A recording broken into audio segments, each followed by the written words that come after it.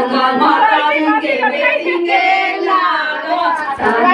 मतारी के बेटी के लागत जगत चोरी के बेटी के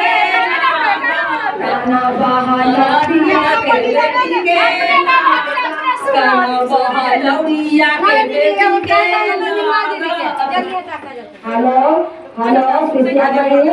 आने की कोशिश करिए आसन लगने के है जल्दी से आइए लेट हो रहा है के ही तो लगाबो हो दूल्हा अरे ऐसे छोड़ी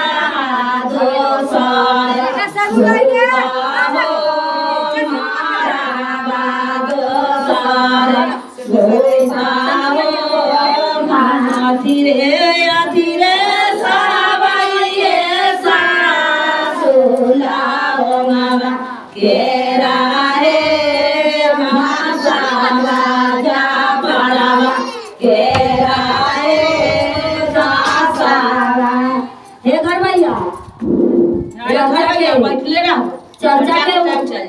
असली के उपाय करो ना तो कथी गाबो लहला तो मर्दी गया ना 5 दिन हो गा देखिए चला ऊपर कहां जाता है बच्चा